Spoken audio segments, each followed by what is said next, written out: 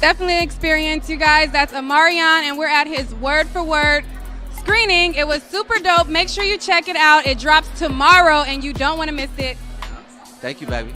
Thank you. It's your partner, Big Boy. What's happening in the voice of Los Angeles? Hello. You know what I do at night? I watch Nick at night. Show you right. You thought I was going to say something crazy. Thought I was going to say something disgusting and nasty. Yeah. But guess what? When I watch that Nick at night, I may be doing something disgusting and nasty. Look at her. Hello. Hey, what's up? It's your girl, Neek, and you're tuned in to Neek at Night. If this is your first time here, over here, we are the Night Owls. If you have not hit that subscribe button, I want you to go ahead and do that right now and turn on your notification bell so you're notified when I post another video. But just know, keep in mind that over here, this is an acquired taste. You know what I'm saying? This ain't for everybody. This is a channel where I talk about celebrity news and gossip and give my opinion on trending stories. I'm a woman who has a website as well. I sell lingerie, adult toys, sexy pajamas, and I even got stuff for going out to the club, you know, nighttime wear, all of those goodies for you as well. You can find this along with a whole bunch of other new goodies. You can find this at www.niquelatnight.com. I'm just going to do a live video and we're gonna get this done, and it's gonna be bada bing, bada boom.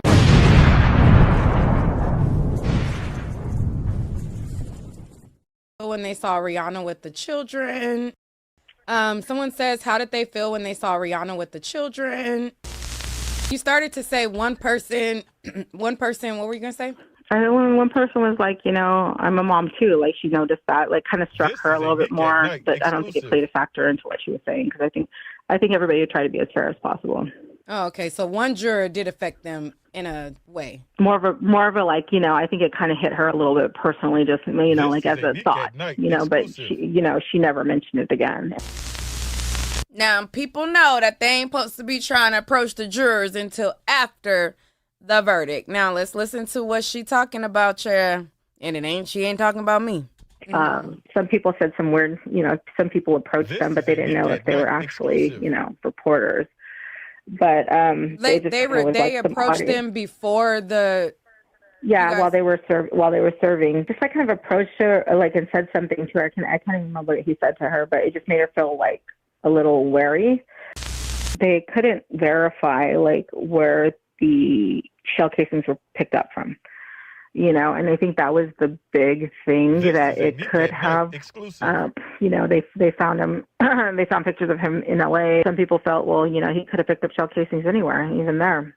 You know, some people were saying that, and they were saying, yeah, I mean, I take shell casings. You know, sometimes you find like odd ones, you know, and you can have them in your pocket. So, you know, like, some people, apparently it's not such a far-fetched thing to get shell casings from a gun range and save them. If you're a content creator and you want to react to this, definitely stay tuned for the rules and the instructions, because there will be rules to reacting to the interview. There will be strict rules that you must adhere to, or I will strike your channel. Okay, but we'll get into that a little bit later. All right. We're about to get into some things in this video. Now, if you guys don't know who I am and this is your first time here, hey, how you doing? My name is Neek and you are watching Neek at Night. Now, if you guys are not aware, I am a blogger that attended the A$AP Rocky trial, and I was there most days. I've been covering this trial since the preliminary hearing, and even before that, I went to his preliminary hearing. I went to the hearings before the trial.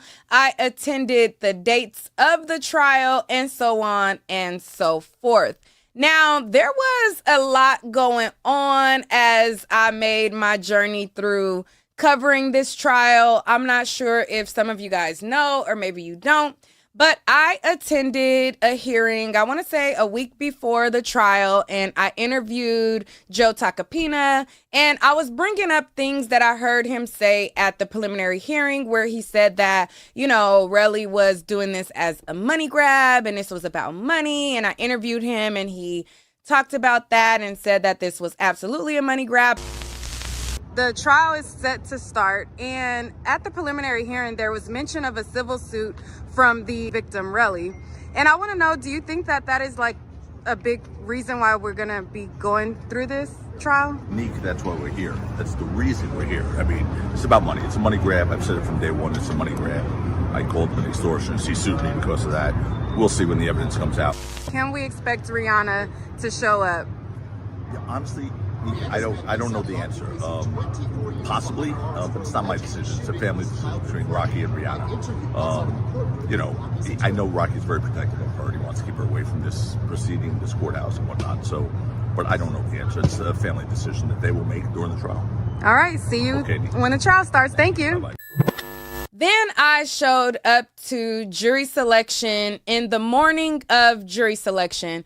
So on the very first day of jury selection, I showed up to the trial, and in the morning, there was like 4 different courtrooms that were trying to select a jury for their court cases or trials or whatever. Now, in the beginning of the jury selection, they only allowed 1 reporter into the courtroom. And as they sifted through some of the jurors, then they started to let certain, they let like reporters, like more reporters inside the courtroom to be able to watch jury selection. Jury selection was not streamed. Day 1 of jury selection, that was my first day meeting. I'm not a lawyer, but she's super cool, super chill, and she is doing some big things on YouTube. So shout out to her. So I show up to jury selection and I see all of the reporters that are there. I see a bunch of familiar faces from when I covered the Tory Lanez trial. And I'm just waiting around to see what happens as far as this A$AP Rocky trial. There was 4 different courtrooms that was selecting jurors. And I noticed that each jury pool had a very diverse group of jurors with a diverse amount of Black, white, Asian, Hispanic, and so on and so forth.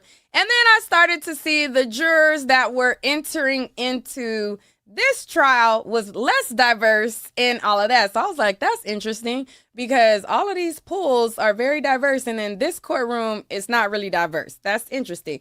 But hey, they say that they have no control over how the jury pool is and so on and so forth. So I'm there for a good amount of time. And I want to say by like 12 noon, they still were not letting reporters in at that point. I ended up getting a phone call that my best friend, I know a lot of you guys have heard me talk about Lucky. I ended up getting a phone call that she was going to have surgery in the next coming day or so. So I had to bounce. So I left jury selection. I booked a flight to Indiana. I talked to you guys about my journey. And I flew to Indiana. If you guys don't know, my friend is a victim of a pew-pew. She was pew-pewed in her head. And at the time of this situation, I was just now finding out which hospital she was in. She was missing for some time. I had reached out to y'all, et cetera, et cetera. So I went to jury selection, find out that she has surgery, book a flight, go to Indiana. Jury selection goes on for a couple days, and then I think opening statements finally were like on that Friday. So I'm in Indiana all weekend. I come back home Sunday, and then I'm right back in the swing of things for day 2 of the trial. So the opening statements were on Friday, and then I make my entrance into the trial on day 2. Here's my highlights. So you've been watching the trial today, yes, and you indeed. saw the witness that witnessed what she saw from her apartment. What was your vibe from her testimony? I think her testimony was credible because she saw a weapon and she saw a man with a black hoodie. She saw another man fall to the ground and then all the other men scattered. Yes. That was very damaging to the defense. But and the jurors were definitely locked in. They were definitely paying attention and locked in. And they were taking notes. Yeah. And then on cross, I think Joe Tacopino did a good job at tainting her recall. I think it was good that he pointed out the fact that she gave more details now than she did at the time of the shooting, but she was saying that she didn't clearly remember. So he kept kind of directing her to her 911 call because he's like, you know, you're remembering some things that, you know. And then he also got her to admit that he wanted to interview her, and she was diehard for the prosecution and refused to allow herself to be interviewed by defense. Excuse me. Looking good, ASAP.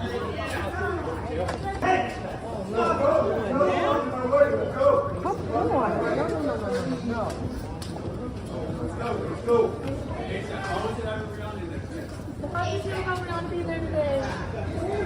You feel like she made a difference?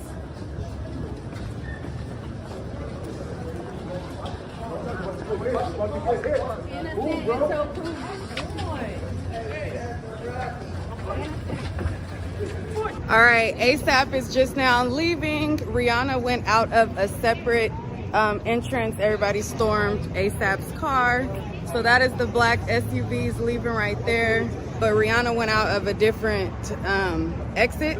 She was definitely in the courtroom today. She had on some stylish reading glasses and like a black dress coat or a petticoat. I don't know, I can't even really tell. And she was already in the courtroom when the media got there. She didn't come in the same entrance as ASAP. She like ASAP came the regular way, and Rihanna, she was already in there. So they definitely escorted her into like a private, you know, entrance or whatever, and escorted her out in a private entrance as well. Are you still rapping, really? Oh, you don't rap or anything? Oh, okay. How are you feeling?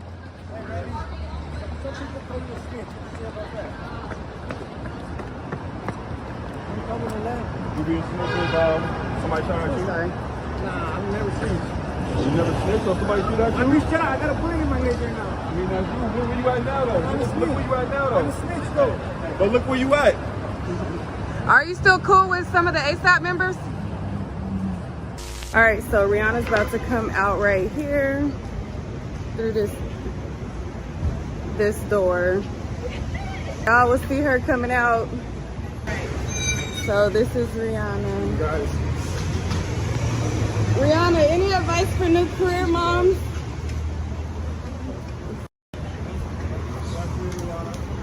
You ever mean we should coming out with a slow? They came out the elevator hand in hand, child. Hand in hand, child. They was hand in hand. Oh, that's funny. And they're going out the back row. Oh, they're there. Oh, I almost missed them. Here she goes, y'all. Rihanna, did you ever warn ASAP to not hang with Relly?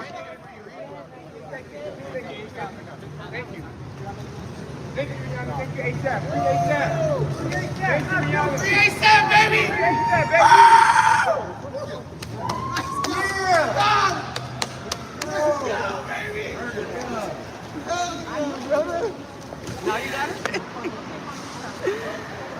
Oh my God, I'm going home. It's Friday.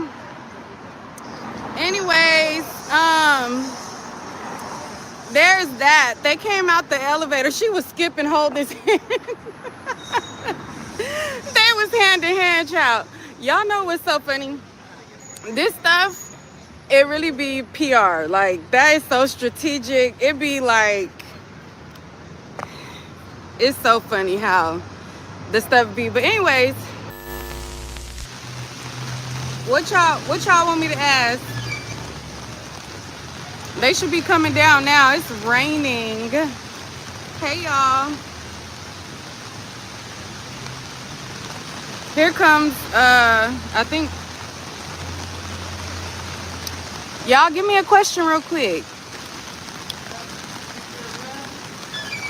Let me try.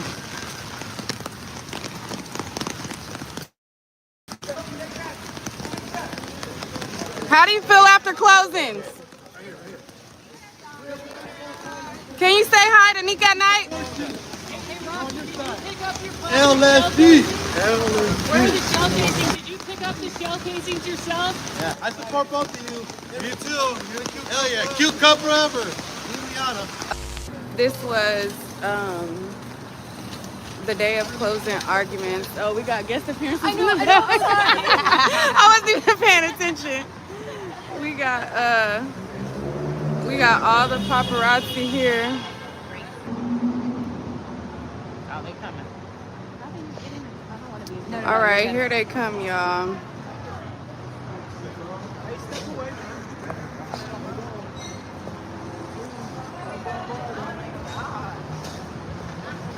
Good Lord. How do you feel about the case going to the jury? Oh, sorry.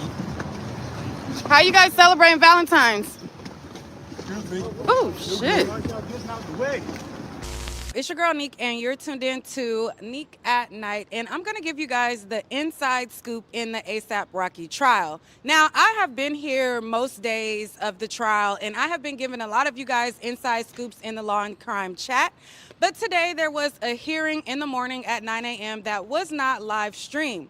So basically, there was an issue that the defense had, an issue that the prosecution had, and they both went in front of the judge to, you know, air out their grievances. So basically, the first issue was the prosecutor had a problem with Takapina doing an interview over the weekend. Now, I observed 2 interviews he did. He did one with TMZ and another with a podcast called Justice Served.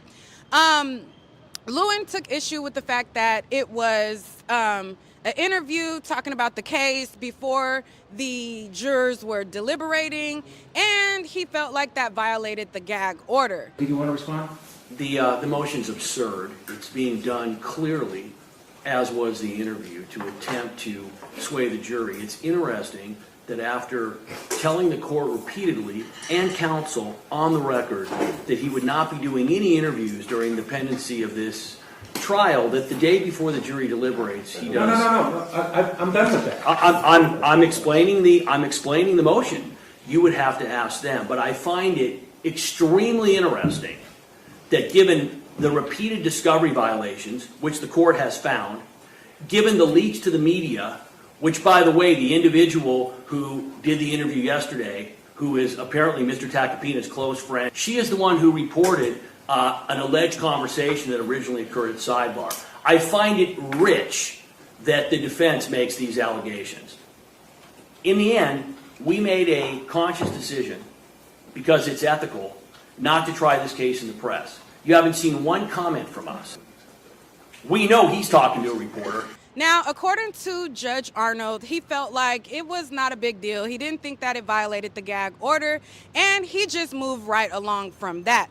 Now, again, we're on verdict watch, and a lot of people are trying to guess which way the jury is going to go. Are they going to vote guilty? Are they going to vote not guilty? Some people feel as though Rihanna's impact in the courtroom will have some influence. Some people have said that they feel like because they're celebrities, you know, it'll be a slap on the wrist. And then there are people who feel like if A$AP Rocky was not a celebrity, this trial would have never happened and this case would have never gotten picked up.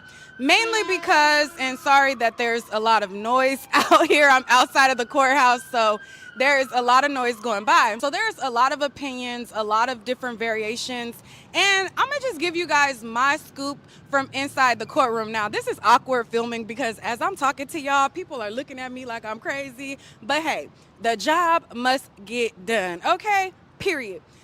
Just like when you gotta, you know, do your job and do what you came here to do, ask the questions as Rihanna is leaving the building. Oh, hey, I'm not a lawyer, and Megan walking out. But walking by too is the prosecutor who prosecuted Tory. He's walking, talking to Megan. I would take the phone off and show y'all, but hey, I got it pretty stationary and legit. So that's what's going on right now outside the courtroom. The guy who sent Tory Lanez to jail, he just walked out and he's chatting with Megan Cunith right now. But anyways, so back to what I was saying. There's many things that I could have said that was offensive or things like that. And a lot of people were talking about like, oh, why didn't you ask about the case? Well, this morning you see why that wasn't a priority to ask about the case, because there was a gag order, and just as soon as Takapina did an interview, it was raised in front of the judge and stuff like that. So that's that. The Los Angeles Superior Court, County of Los Angeles. People of the State of California versus Joaquin Mayers. Case number BA 508142-01. We, the jury in the above entitled action, find the defendant, Joaquin Mayers, not guilty.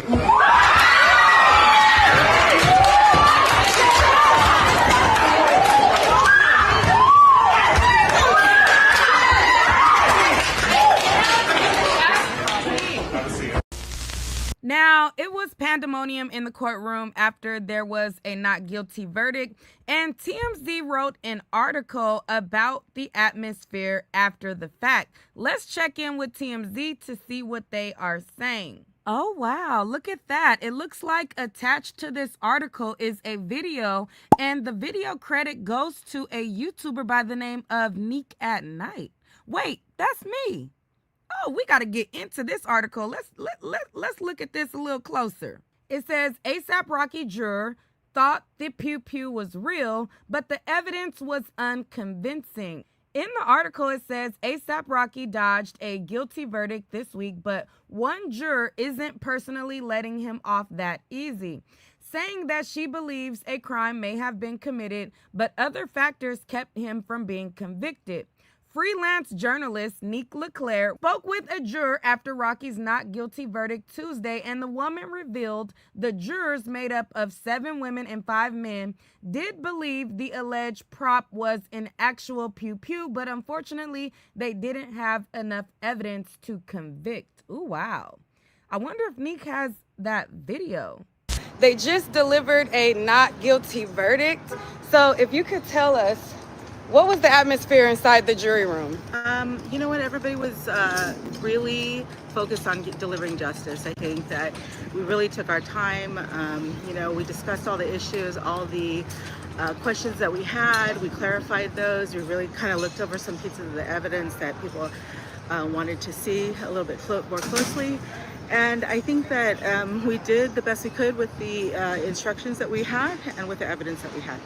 Okay, so what was the initial, when everybody went in and they were like guilty, not guilty, what was the initial atmosphere? We kind of did a preliminary poll kind of to see, where everybody was at as far as their views. And initially everybody thought, I think we kind of were at almost at the verdict, but then we had a couple of people, including myself, who were still had some questions. And we were all thinking that crime had been committed, but the thing is, with the instructions we had and with the law, that we didn't think there was enough evidence to convict. Okay, so you guys felt like it was not a prop gun? I think most of us felt it was real. I think most of us felt it was a gun, and just from the behavior on the videos and from some of the testimony. Unfortunately, a lot of the witnesses we didn't consider all of their testimony to be reliable. Some of them were, not very, we didn't feel were reliable, but, can you guys hear her? Is the sound good? So go ahead, sorry. Yeah, but the feeling was that there was a gun, that unfortunately they didn't have enough evidence to convict on the charges that were handed down to us. Okay, so when you heard the idea of the prop gun, just you personally, what'd you think about that? I didn't really believe it. I didn't think that either, they had really convincing evidence that it was a prop gun. It was kind of a little mysterious the way it disappeared. And they couldn't produce it, as evidence. So some of the testimony did not sound accurate or truthful. But, we just tried to stick to what was presented and stick to the instructions that we were given, and that's how we reached our verdict. What did you think about the testimony of Relly? Relly, I believe that he felt his life was in danger. I do. I feel for all of them, all the people involved with this. I feel like this could have been avoided. I hope that in the future, Mr. Mayers really thinks his actions, about his actions before, he is upset with somebody, or he does have a lot to lose. And he's lucky at this point that, we didn't have enough evidence to, hand down a conviction. Because it sounds like you guys were close. Like I said, it was not really, it took a long time to convince, a couple of people, and, too, like I said, we all felt like there was a crime committed, but it were to try to get, a just verdict. Did Rihanna have any influence? Like, did she come up? We all have families, we all hope for the best for our families. It was me, I really felt like people were not biased. I really felt like we just stuck to the evidence and the instructions. All right, so it's time to get on into the nitty and gritty. And I mean, y'all seen some of what the juror said right outside the courtroom when I caught her. She said that there were some things that she was a little iffy about. She felt like there was a crime that was committed. She felt like the pew pew was real. And she felt like at the end of the day, she had to follow the rules that was given to her, and she had to follow the law. Now, per the law and per the rules that she was given, she and the other 12 jurors came to a not guilty verdict. Now, after I released that interview, I basically, like I told you guys in the beginning, I went live right outside of court, okay? I seen her in the halls and I said, hey, do you want to do an interview with me? And she agreed. Now, all of the other jurors, they said no, they didn't want to interview. There was a group of jurors that was entering into the elevator that I did not get to ask. However, we all didn't fit on the elevator. So when I was entering in the hall, there was a group of jurors getting into the elevator. I see her and I say, hey, would you like to do an interview with me? And she said, yeah, sure. I was excited. I was elated. There was like 5 other jurors that were waiting around for the next elevator. I looked at them and I'm like, hey, do y'all want to do an interview? They said no. We don't want to talk, okay? They was like, we ain't doing it. So I was like, shoot, y'all don't want to talk? I'm going to go with the juror that is willing to talk to me. So we caught the next elevator. I went down with her and the 5 other jurors, and there was other people in the elevator as well. We go down, and as we go down, I talk to the juror, and I'm basically like, there's a circus to the left. There's like a gajillion reporters, paparazzi, all that this way. And then there's literally nobody this way. And I'm like, which way you want to go? She's like, the way where there's nobody at. So all of the jurors go the opposite way of the circus along with her and me, and we walk out. So when we walk out and I, get out of the gate, I start my interview. Now, as I'm interviewing her, there's still jurors that are leaving. So like I'm interviewing her, I go live, I see like another juror like walk in, and I'm like, darn it, I can't do it all. I don't want to be rude and stop her and try to grab other juror, but it was just me. So I worked with the juror that was willing to talk to me. Now, I seen an interview by Joe Tacopino, and he made it seem like, oh, how convenient that she picked that juror out of all the jurors. Joe, she also said that they believed a crime had been committed. And you heard her say they didn't buy that, your theory that it was a prop gun. Now, I will say this. I spoke to 3 other jurors, had completely different opinions than she did, who believed that the evidence was as strong for a prop gun than a real gun. She was always our problematic juror. We knew that going in, just by her faces and everything else. And that's the one that someone chose to interview. That's fine. But look, I don't think she speaks for that jury because I spoke to 3 of them. Mm-hmm. And Nancy Dillon from Rolling Stone also spoke to another juror who had a completely different take on this thing, and she published that interview. I spoke to 3 jurors who reached out to me. Now, Joe, you know that the juror that spoke to Nancy Dillon, all she said was it boiled down to reasonable doubt. Is that really completely different than what the juror that I spoke to said? Because the juror that I spoke to said that she believed a crime was committed, but there wasn't enough sufficient evidence to convict. Isn't that reasonable doubt? But hey, you know, lawyers got a lawyer. They got to make things sound a certain type of way. And a lot of people ran with that, talking like as if I intentionally went after a particular juror to say a particular thing. It was not like I lined all 12 of them up in a row and said, hey, you look like you're going to be an objective thinker and you look like you're going to say the pew pew was real. So let me pick you out of all of them and let me, talk to you. That's not how it works. And that's not how it worked that day. And it's an insult that Joe Tacopino would even say that. And especially when I brought that up to this particular juror, she found that interesting as well. There was no indication that she was going to be a problematic juror. Now, if I was going to cherry pick a juror, it would have been, and if it was intentional, like, oh, you're intentionally picking out a juror that is going to be adverse to us, I would have picked out the juror who I saw making faces when Rihanna came in the hallway with the kids and stepped next to them and was standing there and she was kind of like acting confused. And before that, she hadn't really been in the halls at all. She was very strategically kept out of the halls. And that day, and it was like a day before that, she made an appearance like embracing Rocky as she walked in the courtroom in front of the jurors. And then it was the day of the not the jury selection. I think it was like the day when she brought the children and she walked in the hall and then she was about to walk out of the staircase. And as she was about to walk out of the staircase, she abruptly stopped. There's 2 jurors that were standing to the right of the staircase before she even entered the hall. They were standing there. And then she walks, about to step out, and then just stops. And then she stops and she has her kid. And then all of the other jurors are in the hall observing this, but those are visibly the 2 that I saw. She goes out the staircase and comes back in. Rocky kind of meets her at the staircase. He kind of embraces the children. They kind of have a moment next to these 2 jurors.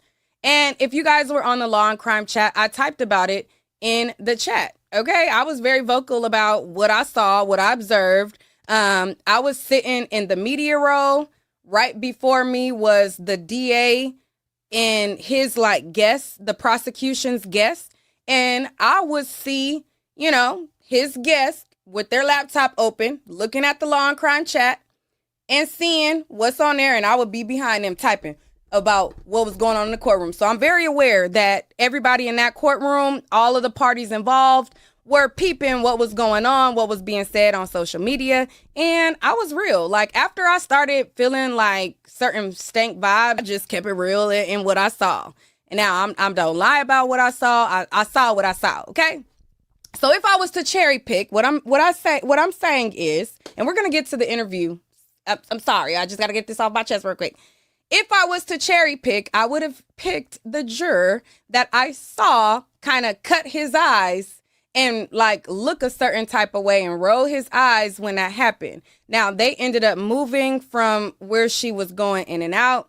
They stood next to me. She leaves out with the kids. And then ASAP Rocky walks by. As ASAP Rocky is walking by, he kind of makes a comment and he said, love the confidence, but it was very snarky. If I was going to cherry pick a juror, and I purposely was trying to get a juror to say a certain thing, that's the juror that I would have went for, okay? And by the way, juror, if you're watching and you want to talk to me, or if there's any other jurors that want to talk to me, my email is on the screen, okay? I don't juror discriminate at all, okay? Any juror that is on the trial that see me up there and you want to talk to me, my email is on the screen. But anyways, let's get to the interview at hand. Now, I appreciate this juror for speaking to me. She has been nothing but nice and kind. My opinions are not the opinions of hers. She has her own opinions. Now, like I said, I went live and I kind of went on a couple of rants, and I didn't want my rants to kind of interfere with her interview. So I'm still kind of scaling back a little bit from things that I seen and peeped. So grab your popcorn, grab your snacks. If whatever you need to do to get into your relaxed mode, go grab it right now, because we are about to get to it. Now, as you heard a little sneak peek into this interview, the juror gives all of the different nuances as it pertains to the ASAP Rocky trial, what it was like to be in the deliberation room, and so much more. So in this interview, we're going to go over a lot of the questions that you guys have been having. Now, I want you guys to keep in mind that this juror is a free thinker. She does not strike me as somebody who indulges in celebrity worship. She has her own mind. She watched the evidence and she came to her conclusion. There was a jury of her peers alongside with her that delivered a not guilty verdict. Now, even though she delivered a not guilty verdict, she did not believe every aspect or every part of the trial.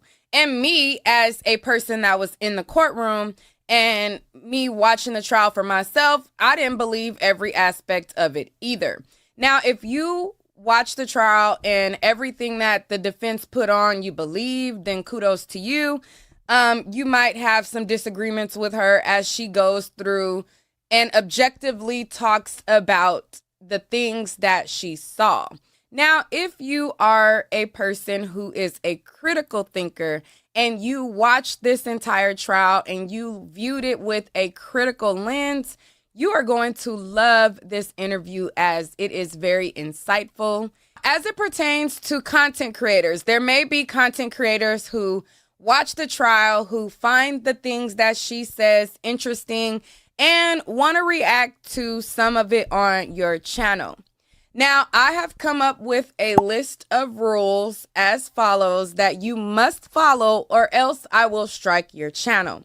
Now, this juror is the only one at this time who has candidly spoken out. She's spoken out exclusively to me.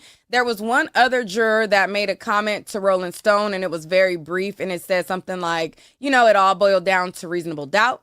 This juror is going to get into some things. Now, again, there was 12 jurors that went into that deliberation room. She is one of the 12. Obviously, everybody has their own opinion, but whatever their opinion is, they all came to the final conclusion that he was not guilty. So there's that.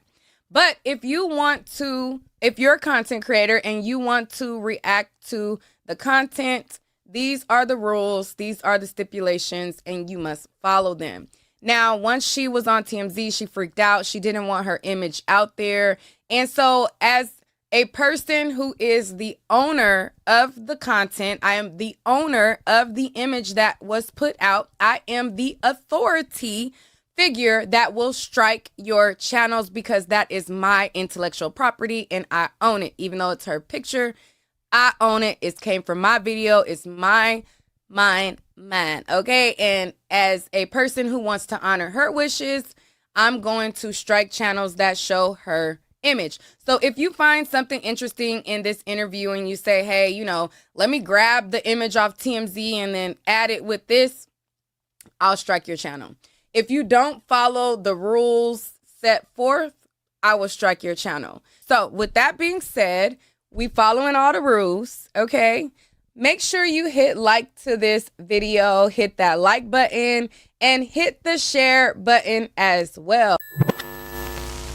Was there anyone as a group, I don't want to single you out personally, but was there any person as a group, like any witness as a group that the group kind of was like, I don't really believe this person or yes, this you know, like, was there anybody like that was on the witness stand? You mean on the witness stand? There was, as far as witnesses, I don't recall any one particular witness, because I think some people some people like would say, you know, this person was in, like, really, I don't believe a thing he says. Some people were like, I myself, like, partially believed a lot of people. There was one particular person I didn't believe any of his testimony, but hey, that was just me. That was my personal opinion. So I think people, I think Relly, I want to say, was the most problematic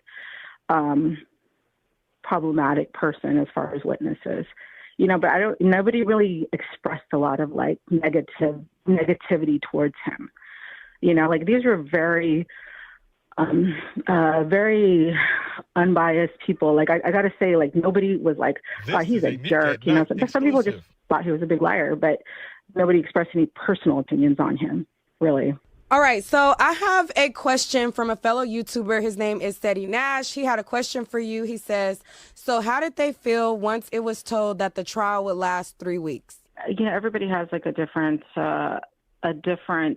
attitude, depending, you know, like, on if, like, they have other obligations. Exclusive. Like, some people are caregivers of, you know, children, of disabled, you know, of their parents, you know. So for my part, I didn't have any other obligations at the time. My job thankfully pays unlimited days, and I didn't have a problem with it. I mean, of course, the concern is always for your coworkers. You get left with some of your work, but I didn't have an issue with it. But some people were, you know, it put them, you know, what was a hardship. It gave them a hardship.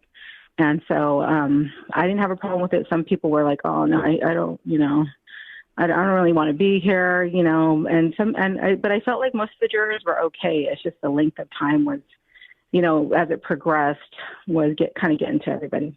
Okay.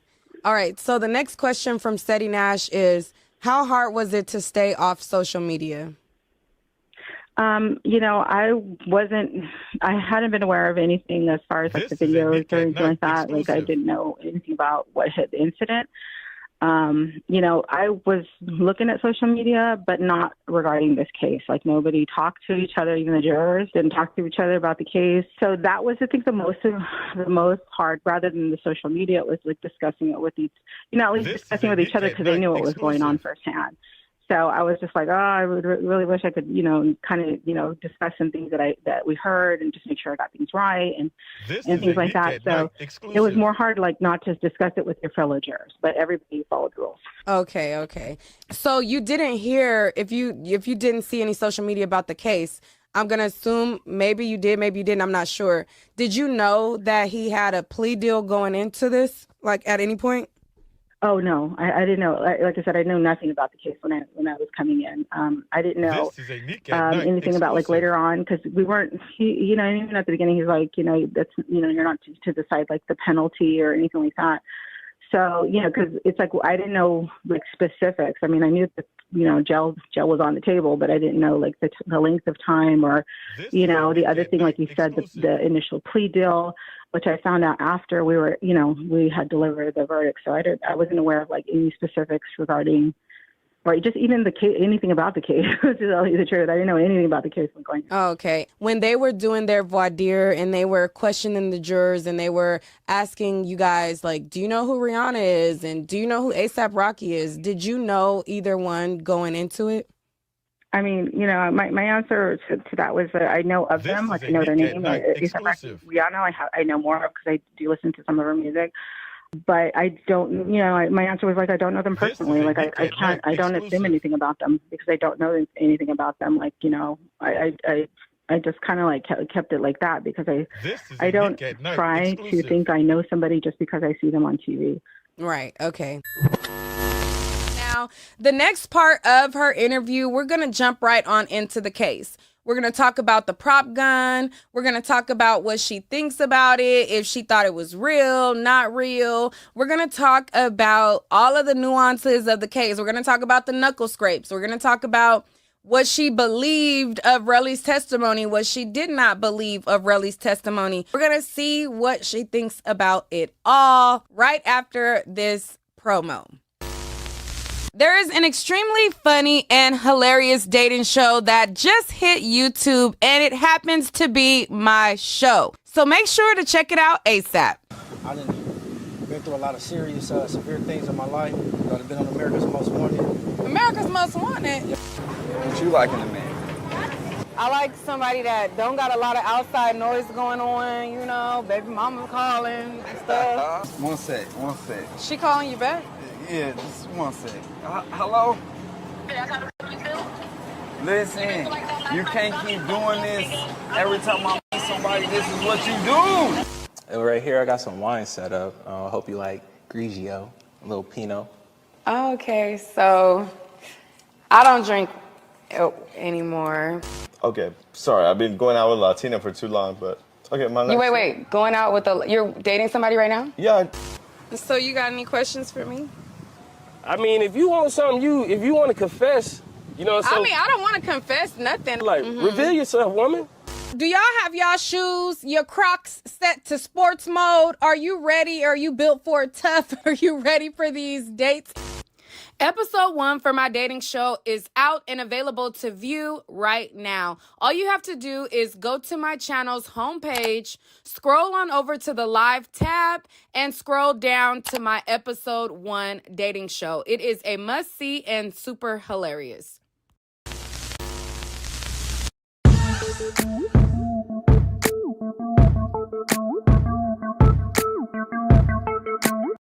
Rapper A$AP Rocky is on trial for 2 felony counts of assault with a semi-automatic firearm, accused of firing a gun at a former friend. With the jury set to start deliberating, there are key details in the case they'll have to consider. Do they believe the rapper's claims of the gun simply being a prop? And how important is it that neither side has presented a firearm as evidence?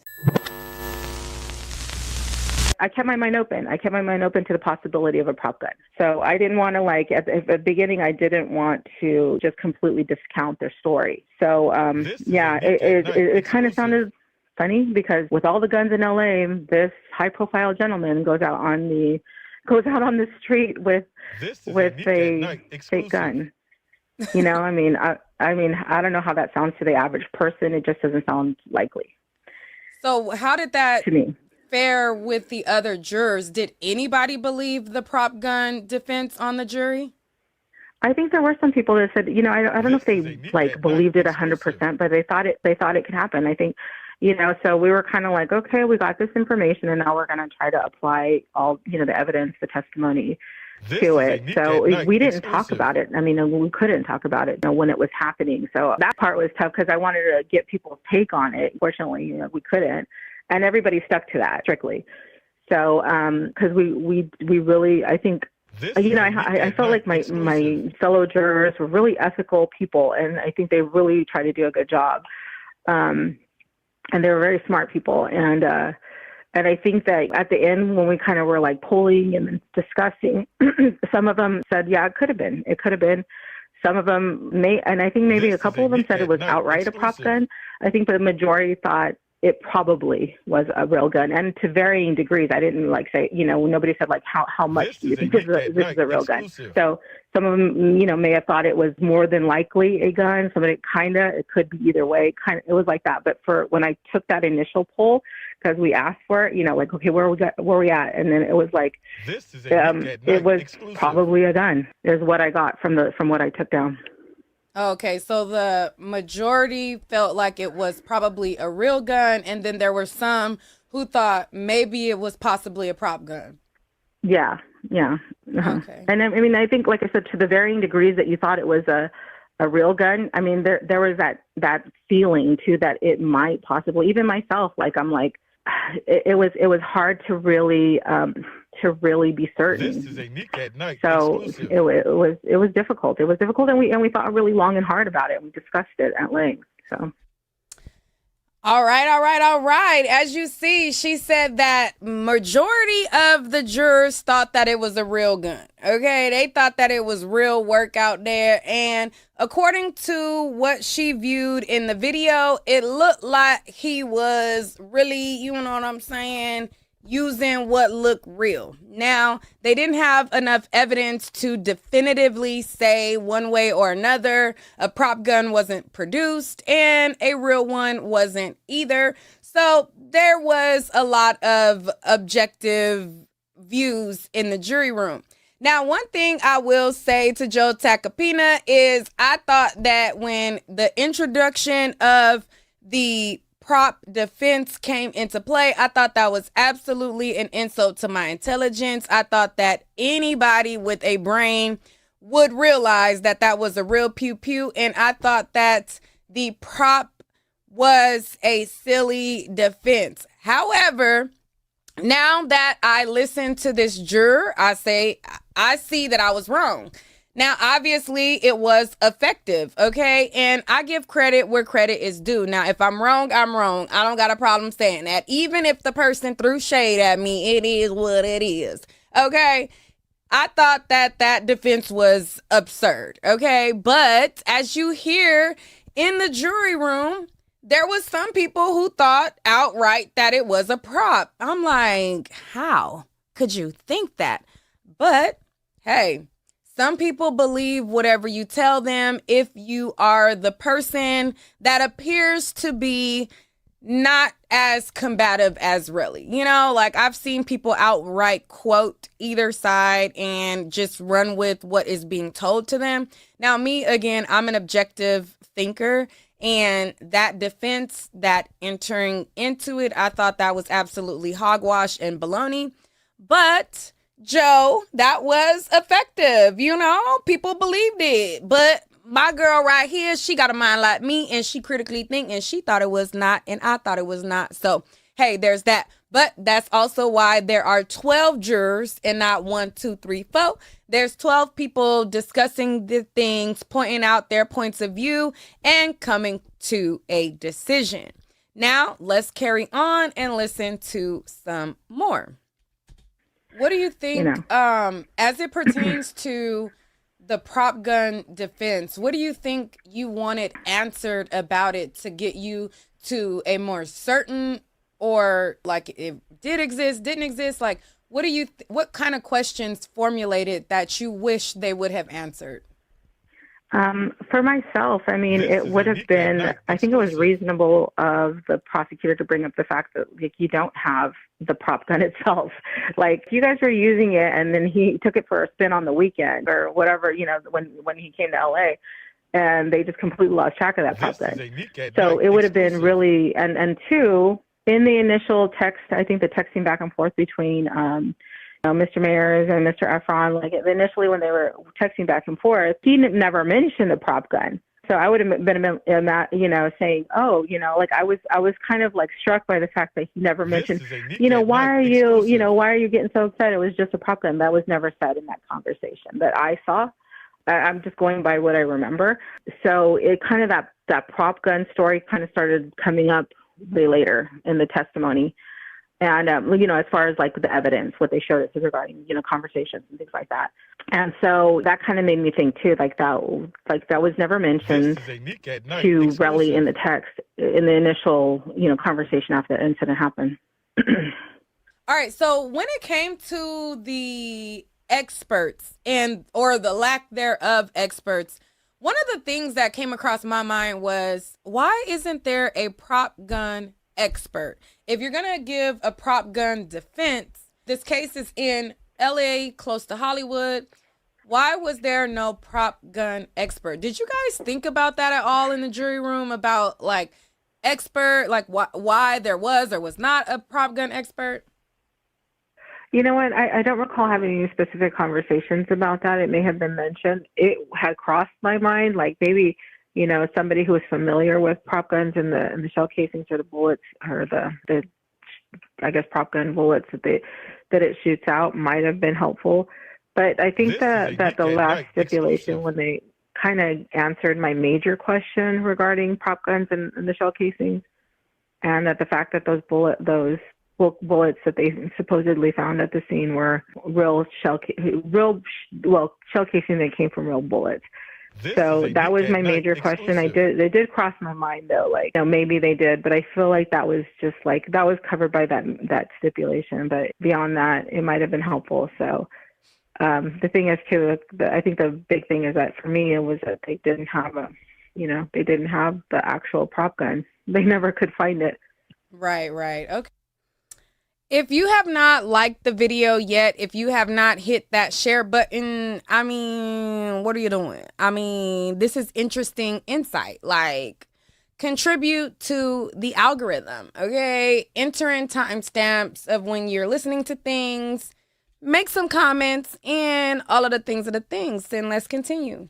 Okay, so off of the prop gun for a second and back to the line of witnesses. Oh, you know what? I'm so sorry. And there was a couple other things as far as like the prop gun too. As far as the casings, like if they were like, you know, too, they never found any prop gun shell casings. This is a Nick at Night Also, exclusive. as far as like the evidence itself, like people were saying, like, why didn't they have, you know, when Relly was taking his pictures of the evidence that he claims he collected, like, why didn't they have like GPS location if they knew the time that he said that he came back, or I guess the time stamped on this photo? They wanted more of an accurate, like, you know, proof that he was actually where he said he was when he collected that evidence. So because, you know, it wasn't collected by a professional. So, Right. So that you know, part- that was kind of a little brought up fuzzy too. That point was brought up by Takapina. So that also made you kind of iffy about the shell casings validity. This is a Nick. Yeah, you know, I mean, there was so many just things where it was just like, if that evidence was there, I feel like we would have been shown that.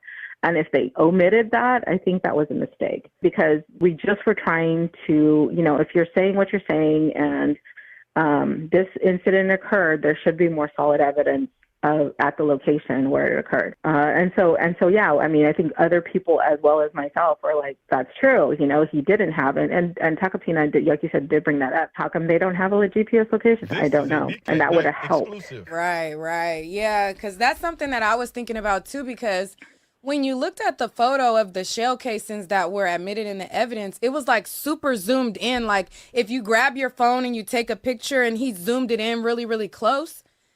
Yeah, it's I'm just like, a tight shot of like the gravel and the shell casing. Yeah, I'm like, that could be any street, any exactly, any place. So the metadata on the photo would have helped tremendously. Yeah. Right. So that's what everybody was saying. So it's like, you know, like we were just trying to like, okay, what's going to support this charge? You know, like what's going to support that it's a real gun. And that it was so like, it was so sparse, the evidence, as far as we had a video, which looked very incriminating on the surface, but it was, I'll just wait for you to ask that question. I'm sorry. No, go ahead. I'm the type, when I have something in my head, I just kind of want to get it out. So if I'm going to let you go, and then I will for sure ask questions. Go ahead. Get that out. Yeah. So when we were looking at that video, I mean, it looked very incriminating on the surface, right? The problem was that like the crucial moments were obstructed. On the first half of like the first contact on, I think it was Argyle Street. There was an overhang where you don't even know who made the initial contact, like the initial physical contact. You know, you just see them kind of like pulling off Brelly walks up, or Miss Efron walks up. You know, they kind of go off to the side, and then you see them come back in the shot to the right, and then they're kind of like pulling on each other, and then they disappear, and they disappear. You know, they disappear off screen, and then they come back, and the whole, you know, the body language now is totally different. Like. All right, I'm going to pause it right there. Now, if you watch the trial, then you know that both sides said the other was the aggressor. So if you heard from the defense, they're like, look, the first contact comes from Relly. And then if you watch the prosecution, they're like, look, the first contact comes from Rocky. Now, I was in the courtroom and I was trying to see like who made the first contact. It kind of looked like it was like at the same time type of, you know, tussle between the sweaters or whatever, but I couldn't definitively say. Sometimes I would look at it and I'm like, wait, it looked like Rocky made the first contact. And then sometimes I looked at it and I'm like, wait, was it really? But then it looked like Rock. I mean, I couldn't tell. So I can see how they were in the jury room and they were like, listen, we don't know who made the first contact because it's obstructed out of the view. Let's continue. I think as they were kind of disappearing off to the right, here comes Ills, you know, Mr. Ilunga.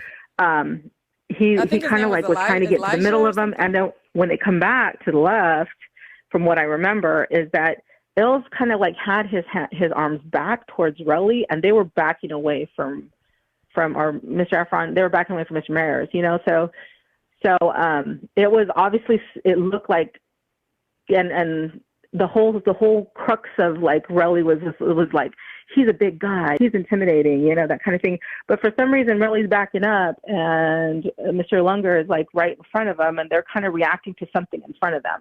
So, you know, then they go off screen one more time backwards. So it's just, it was like, and then the next thing is when they go around the corner, you know, that's really grainy. Right. You know, small little figures in the top of the screen, Right. you know, and you can kind of make it out like the colors of their outfits.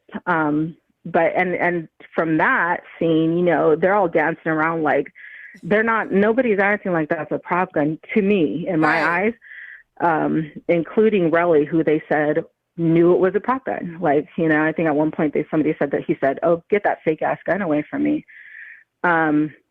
He was like had his, and somebody else pointed out, like he was turned towards Rocky the entire time. So if he knew it was a prop gun and couldn't like have any like ever harm him, like why was he always so intent on like being face to face with Rocky? Like he never turned his back on him either.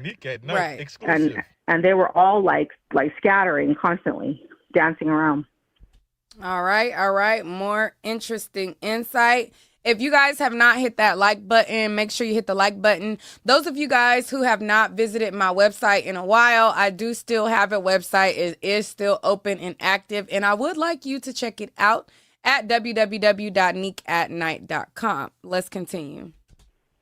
That's definitely an observation that you can basically come to from looking at the thing. My whole thing when I was looking at the video, every time Relly would say, I was using Ills as a human shield, I didn't see that. I was like, I don't really see it. And then when they were saying that he was beating up Ills, I couldn't really see that either. And then it wasn't till it was the last day of 12E's testimony. And as he was testifying, Lewin was pointing out exactly when the shots went off. And he was like really focusing on like, okay, this person is doing that. Then at that moment, I looked at the video and I was like, oh, wait, he does look like he's like using him as a human shield. I want you to pay close attention as we watch this video. This is people 17.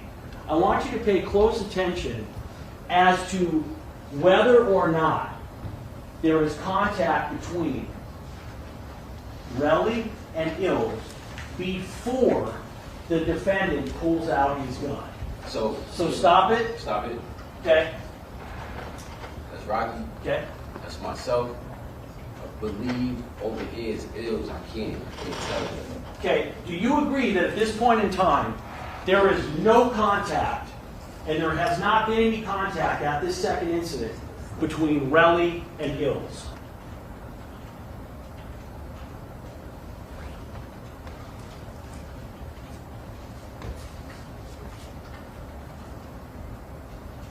Want to stop?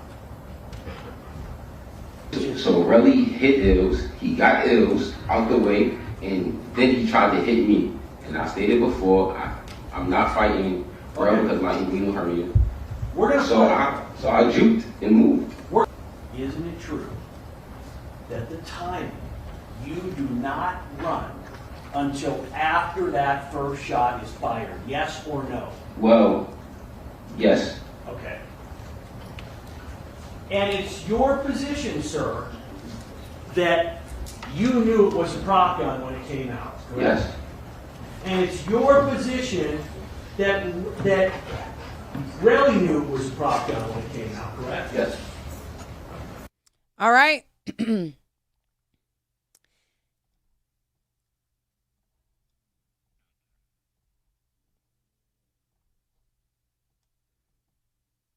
All right, so at this moment of the trial, I was watching it, and as Lewin was kind of like walking through and going over the footage, I was like, oh, wait, it do look like he, using him as a shield. Now, a lot of people were annoyed with Lewin. They said that he was obnoxious. And I mean, I agree. His tactic was a little over the top.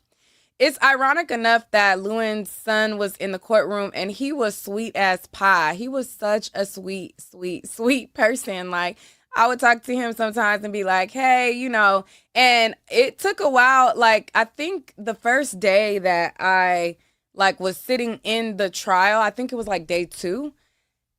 Then I think his son was in there that day. And I kept seeing Lewin kept looking back and looking back in the audience and kept looking back. And I'm looking back like, what are you looking at? And then I realized, I was like, oh, this is his son, because his son was sitting in the row in front of me or whatever. Because at first I'm like, who are you looking at? But his son was in front of me. And then I remember on the break, I'm like, is that your dad? And then he was like, yeah, it's not like we look like each other or something like that. And so from that moment, he was cool. He was real cool. So it's funny that Lewin's personality is so over the top and extra and everything. And his son is nice, polite, and everything like that. But that's neither here nor there. Even though Lewin had his approach to going after witnesses, I still at that moment was able to look at the video and I was able to be like, oh, wait, that is when a shot goes off and they do start scattering and running off. Like, that's what it looked like to me. Now, when I tried to input that very moment into this video, the law and crime videographer did not catch it. Like, he was focused on 12V at the time and he wasn't showing the actual monitor. And so as he was walking him through, like, boom, that's when the shot go off and boom, they scatter. Law and crime didn't catch it. Like, so that's one of those things where it's good to be in the courtroom because you catch what is not shown through the camera. But it was at that moment where I looked and I'm like, oh wait, it looked like what is happening. So that's something that I wanted to know from the juror. So let's play some more and see what she felt about the incident. Wouldn't you agree, Mr. Phillips, that what's happening in that video is not really attacking Ills? It's him trying to use Ills as a shield so he doesn't get shot. No. Let's run it, please. So I inputted previous video, but at the time, I don't think Law and Crime had this on there, but I added this back so that y'all can kind of try to see. Want to stop? Gun is out, and now he's about to fire. Boom! Shot happens, and you run after, correct? I run because if you That is not what I asked you. Motion strike is non-responsive. But did you ever think that he was using him as a human shield, or did you think that he was actually beating him up? Like, what did you think? I think from what I saw closer up, because when I was watching, I was kind of at a bad angle. And I saw what I saw, and I saw it several times, and I was still trying to make it up when we were in the jury room and we were able to see it a little bit closer. It looks like Relly and Mr. Efron and Mr. Lunger, they come together, they separate, they come together, and all you see arms flailing around, literally something jerking left and right. And I think it's possible. I think it's probable that it went down like he said. Just from Relly's testimony about Mr. Lunger or Mr. Efron, about Mr. Lunger, and it's just easier for me to say their nickname. Right? Sorry. But wait, hold on, pause. Go ahead. When you say Lunger, you're talking about Ills, right? Ills, yeah, Mr. Ills. From Ills, his body language, I just saw arms flailing out. So I think it was possible. When Relly testified, you got more of the emotion of what he was feeling at the time. And it rang true to me. Maybe I'm just a big old sucker. I don't know. But the way he portrayed his relationship with Ills versus 12E, was completely different. You know, I mean, it sounds like him and 12B, they were okay, but they were not like close friends like he was with Ills. And he kind of said, I would never hit Ills. Me and him are like saying they were tight. This is what I remember, is that they were like close.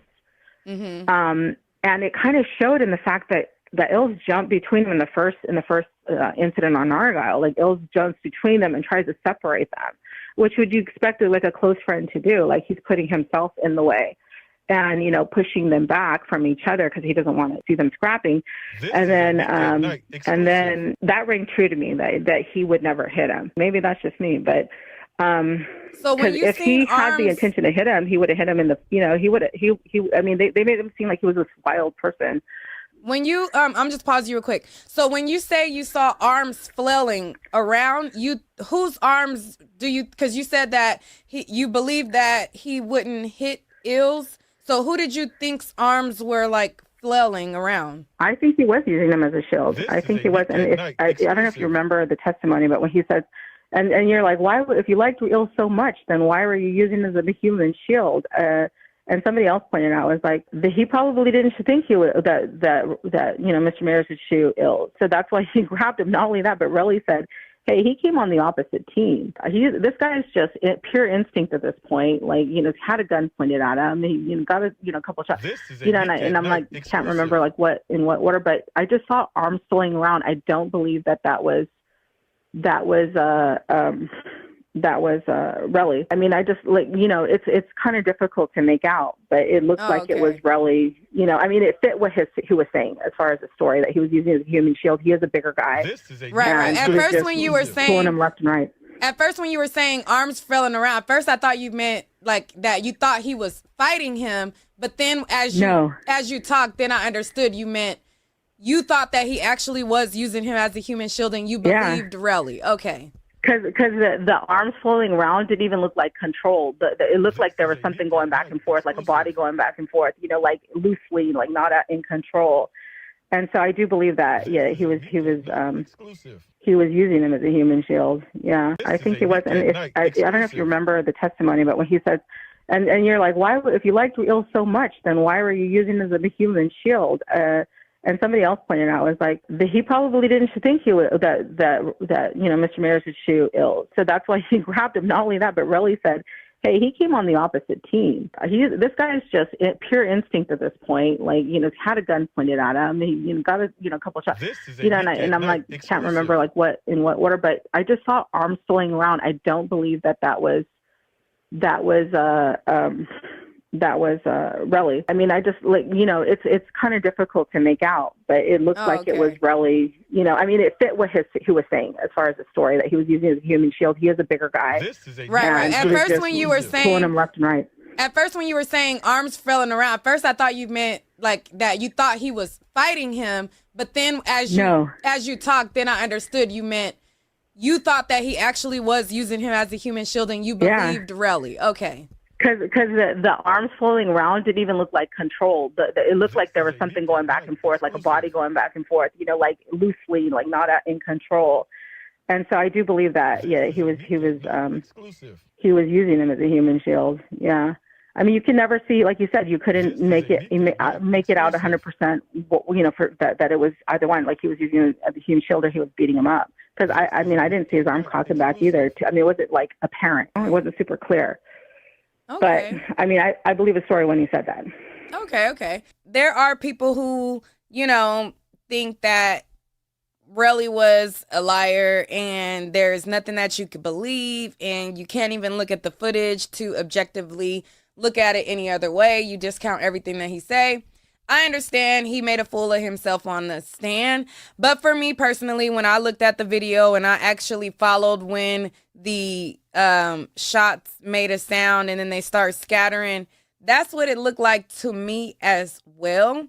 Now, I'm a person who, when I first went into it, I was like, I don't know, you know, I went to the preliminary hearing and I feel like he was just trying to get money, and you know, I was a little bit like, I just think it's a money grab. But as Lewin basically like walking through the video, I was able to look at it and I was able to see it. Now, obviously, Lewin was not liked, and that fares considerably to the jurors, I think, in a way sometimes, because we saw in the YSL trial how disliked Miss Love was and how much she, even though the jurors said that she wasn't a part of their decision, you can tell in the way that they talked that they were going against her in everything that she stood for in a lot of ways. So I think as it pertains to this jury, I'm not sure if any of them,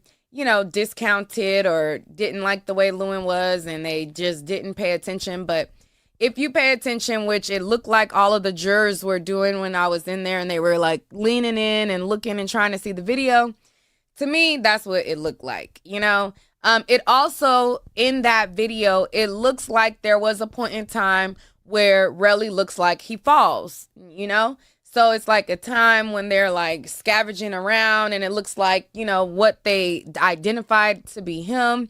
It looked like he kind of fell and got up. And so at that moment right there, he could have scraped his knuckles or he could have scraped them at another time. Who knows? But to me, his injury looks like a knuckle scrape. There's that. On both sides, there was people who were putting up theories that I just didn't completely get behind. Like, for instance, Relly saying that he picked up these casings. He waited 2 days to take them to the police station. Him saying that his hand felt hot, but in all of the communication that he had with Rocky or any of the other people, he would say Rocky shot at him and he didn't say he shot his hand. So I just didn't think that, he actually got hit by the bullet. But if I was to be honest, when I looked at the footage, it did look like, now he was proven innocent by a jury.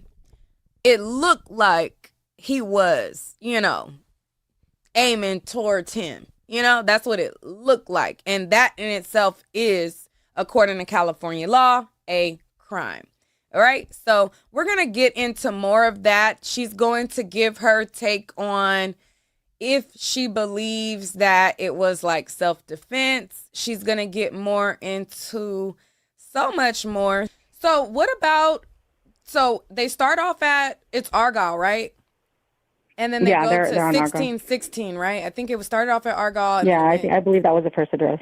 So when they were at the first place, and then you see ASAP Rocky pull out a weapon, you see it on camera, then you see him tuck it back in his waistband, and then I guess 12E says that he starts to try to tell him to go down the street. They're going down the street. So as they're going down the streets, it's 12E, Ills, Rocky. They're walking and they're leaving the location. And Relly starts following them. What was your thoughts on that? On why he followed them? Like if it was, his testimony, I believe that was he's just had a gun pulled on him. He's not really thinking. He's more like upset, angry, hurt. At this point, I believe him. You saw Relly. Relly is kind of maybe not the most controlled person. And his story was that, he was just upset. He's over here yelling obscenities at them. He's yelling, telling them that he isn't who he thinks he is. Like Rocky isn't who they think he is. And, kind of just basically letting out all the things, I guess, that had been modeled up with him. I think when your adrenaline's running, and he also said that, Rocky did put it back in his pants. So he didn't think he was going to fire on him again. He basically saw his life flash before his eyes, and he was saying that, like everything's down the toilet, like, like there's nothing left at this point. He knew it was a wrap, Right. Okay. So, I've seen a lot of people do things under like intense emotions that they probably wouldn't do normally, and I don't think it's so far-fetched. Like people are like, oh, you know what, if he thought it was a real gun, why did he follow, Rocky? I'm like, I think that there was a lot of things going on in that guy's head. And I think that, at that point, he also said, like, I wanted to go out with dignity if I was going to go out. So he already knew it was a possibility he could get killed. That just, to me, is consistent with his, like, behavior. It's not the most controlled. He's not the most sophisticated person in the world. Basically, he felt like, it was over. So might as well, Right. And maybe that's just me. I mean, it wasn't so like I didn't really think that he was so crazy for doing it. That was a crazy thing, but it was like I get the circumstances. All right, so I'm going to pause her right there. And she gave her theory. Number one, she said she believes that the reason why he went after him and he was like, hiding behind ills as this was going on is because he believed that, he's not going to pew ills or whatever. She also said that, she feels like it was just an impulse thing as far as why he went and followed him. Now, I have a different theory of why he decided to continue to follow him, with him having what I think was a real pew. Now, I didn't see that there was many people who made this theory, and I'm not sure if I spoke about this in my video over the verdict. I have to watch that back to see what I said. I'm not sure. But one of the theories that I had, that I came to, was that, number one, if you looked at the text that was sent out, he starts out a text to Rocky, and he ends up deleting that text when he hands over his phone to the officers. But he starts out the text with, "You can't beat me up," or whatever, like, oh, something about Rocky, like, not being able to beat him up or something, like, I'm paraphrasing. But it was kind of like he started out the bait for Rocky in those texts. Now, in my opinion, I believe that when he thought that the friendship was over and when he felt like it may go physical, I think he had a game plan already set in motion. That's my theory of what I perceived as I was watching the trial. Now, just because he had the game plan set up and he was trying to bait Rocky doesn't mean that Rocky didn't, do an act that could have landed him to be guilty. Okay? He got not guilty, but in my opinion, he already had it set in motion that he was going to bait Rocky to put his hands on him first, okay? And my theory of what happened was he went and he was like, "You can't beat me up, you can't beat me up," so that he can taunt him, so that, because Rocky, he is easily triggered. Like when Lewin was talking about his kids being in the courtroom, Rocky kind of like grabbed up on his chair like he was about to get out of his seat. And then he I guess he, remembered that he was in court and he composed himself. So I'm just going to go out on a limb and say that it's easy to get him to react. I'm also one of them people to where I'm working on, not being as reactive, but sometimes I'm a little reactive myself as well. But anyway, so I observed him in the courtroom and he would be grilling and looking a certain type of way at Lewin as he was cross-examining. So he can get riled up easily. So I think being a friend of one another, they kind of knew each other's buttons. And I think that Rocky felt like, Relly was emotional. And I think that Relly knew the buttons that it took for him to react. Now, they started out the text and he was basically saying, "You can't beat me up," or something along those lines. And then Rocky and Ills, they're trying to call him back to back. They have all these missed calls. He ends up answering, tells them a bogus location. They meet up. So when they meet up, that first little tug of war that they were doing, that was not enough to fulfill his mission. I also don't think that he thought that Rocky would really shoot at him. Okay. I think that he thought I'm finna get him to put his hands on me. Cause everybody knows if a celebrity or somebody with the bag put their hands on you, you could say, "Ouch, my neck and my back." So my opinion and my theory is that he had it all set in motion before he left, that he was going to get the bag at all costs and provoke Rocky to lay hands. Now, when they met up at that first altercation, like I said, I don't feel like the mission was complete. So when Rocky put his pew in his waistband and he started to take off, he had to provoke them to put their hands on him. Now, obviously, they grew up together. I don't think that he thought that he would really shoot at him. Okay? It's like you getting into it with your best friend and, you know, y'all have an argument. You're not thinking that you really gon' bust your gat at me. You know, you might say little things, y'all might get in a little tussle, but like you really gonna use your weapon on me? I don't think he really thought that he would actually really use it. You get what I'm saying? So with that being said, I grew up with you. I kind of know how you get down. He's seen Rocky in upset situations. And obviously, I'm thinking he don't really think that. I think he felt at best they would jump him. He was outnumbered. They would jump him, get in a little scuffle. I'll live to see another day and collect a check on an even later date. That's what I think was his plan. Like, you know what? Damn, we just tussled. Let me get them to really, you know, come at me and you know, throw a punch. And, you know, because regardless, he going to be able to say, hey, this high profile person put their hands on me, whatever. That's why I think he went after him knowing that it was a real pew-pew.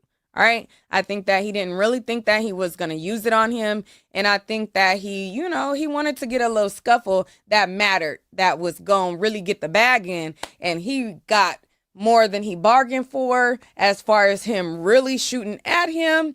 And hey, now let me finish the scheme.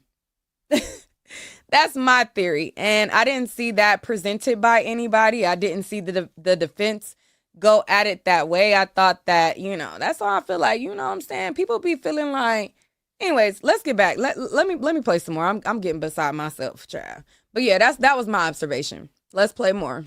Okay, so did that come up as a discussion in the jury room, him following behind them? What were other jurors' perspective to that? Yeah, you know, oddly enough, I don't recall anybody really saying, well, why did he follow them then? Like, oddly enough, like, I don't recall ever, like, anybody being like, it was you know, like a big discussion regarding it, and they just didn't believe it because of that. Like, maybe somebody might have. I just don't remember that conversation. Like, I don't remember it being brought up again.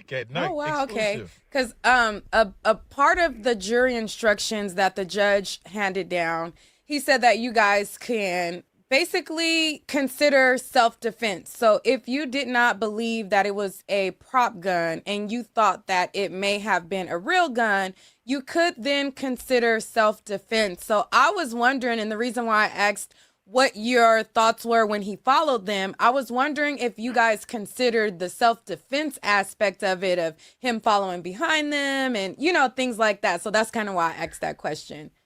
The self-defense, I mean, it would only make sense if it was a real gun. I mean, I don't know how you defend yourself with a prop gun. I guess they say, you know, I think part of it was, you know, they said, well, it just makes a lot of noise and attracts a lot of attention. I mean, does that sound likely to you? I don't know. It didn't sound true to me. Girl, like me you know, neither. like that was, you know, it would have been self-defense, but it only would have been self-defense if, like, two, that he was beating up Relly, you know, in defense of himself or others. At that point, I don't think he was attacking Rocky. You know, and if you believe you know, that he was beating up Relly, I mean, you believe that Relly was beating up Ills in order for the self-defense of another friend. But then in the last scene, you see Rocky and the other guy running away, 12E, and they left Ills with Relly. So where's the self-defense there, or the defense of a friend? This is a you know? exclusive. I mean, So, yeah, I mean, I understand that's interesting. I didn't even think about it that way, because two of them went this way, two of them went that way. Yeah, they went, I believe, of the Del Mar, you know, that was kind of like bending onto, you know, kind of it turns, and then you head onto, I guess you hit El Centro. But, you know, so if he was defending his friend, like, why is he running off with one of them, and then they're leaving them to Relly's mercy, you know? So that was odd behavior to me. That you know, they think that Ills is getting worked over, and one of the words they used was Relly's throwing haymakers on Ills. I mean, and you just leave him. You know, I mean, like, points were wow. made. You know, I think 12E's testimony was that he had an inguinal hernia and was not willing to fight. Even so, where that my friend, I think, I'd make an attempt to help him escape. So that's why I don't think he was beating up Ills, you know, and the fact that it seemed to me that when he spoke of Ills, he spoke of Ills with more affection, you know, too. He also mentioned that he had his jaw previously broken by, you know, one of Rocky's relatives, I think is what he said. But, you know, and that he wouldn't ever do that to him. So, I mean, maybe that's just me, but I believe they had more of a closer bond. I don't think that he would have, you know, and to tell you the truth of this whole incident, I never got the impression that they wanted to do serious harm to each other, either Rocky or Relly. Right. You know? Yeah. I never got that feeling. Like, even from the first get-go, like, nobody's blowing up fists. Like, they're just kind of like pushing each other back and forth. Yeah, they're pissed off at each other, but, you know, they're not really trying to fight. You know, even, you know, when he took a couple of shots, well, what looked like a couple of shots, you know, at Relly, it didn't even look like he was aiming at him. Of course, you know, he was over here pulling Ills back and forth. I mean, he's still looking for, I guess, a clear shot. But it's like the gun looked like it was angled down from the arm that was supposedly holding the gun, like, you know, because it was hard to see that on that video. It was hard to make out that everything. Part of 12E's testimony you believed because 12E said that he was aiming towards the ground. It looked like if you look at it, it doesn't look like he's straight, you know, like his arm is straight. He kind of does a little bit of a stance, I think, before he fires the first shot, and I think his arm looks like it's a little bit down. So, I mean, that's possible too. You know, that part, like I said, I didn't believe everybody's complete testimony, but I believe parts of it. Like, some things did sound true, and some things looked like it was backed up by the videos. Okay, so we talked about the parts of Relly's testimony that you did believe, you did feel were credible. What are some parts of his testimony that you did not believe? So if you guys want to listen to more of it, I will sit here, and for those of you guys who are on here and you guys have been patient and you want to hear, click the link to the StreamYard. I'm going to end the live. I'm going to talk to the audience and end the live here, and then you guys click the link if you want to listen to more. And then I will sit and listen to it with y'all. And then on the back end, I'll just post part 2 later. You get what I'm saying? The green screen making my hat look like it's dirty, and it's not. All right, y'all. Thanks for watching. That was part 2 of my video talking about what the juror said in her interview. If you guys want to listen to part 2, make sure that you hit the like button, hit the share button. Make sure you guys are engaging in the comments, because after all, engagement helps, especially at a time like this when I feel like my page is shadow banned, my lives are shadow banned. I've been on YouTube for 8 years, and in 8 years, I have never, ever seen my live perform like this. It's either that or y'all really that butthurt about a Valentine's question on Valentine's, which I don't think it's that. I believe that it is,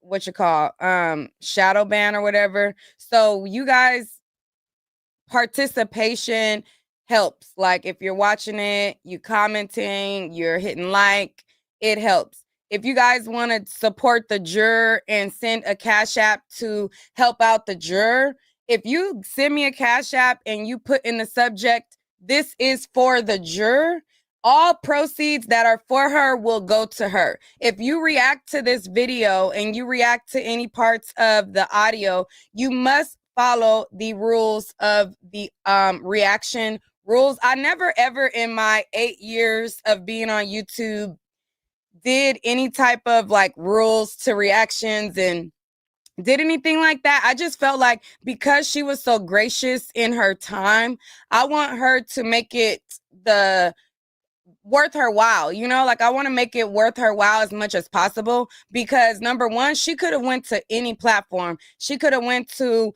all of the major networks that were reaching out to me and asking to get her in touch with them, and I shared with her which ones it was. So she could have went to any of those networks, and I want to make this worth her while as much as possible. So I say that to say, if you guys find it in your heart to donate to her, great. If not, then hitting like helps, hitting share helps. You know, there is free support. You can support for free by doing those things and hitting the comment section with a comment. So the people that are staying in the background for me to play more, they will hear more of the interview. For those of you guys who are catching this on the replay, you will hear more when I post it. All right. I'll see you guys later.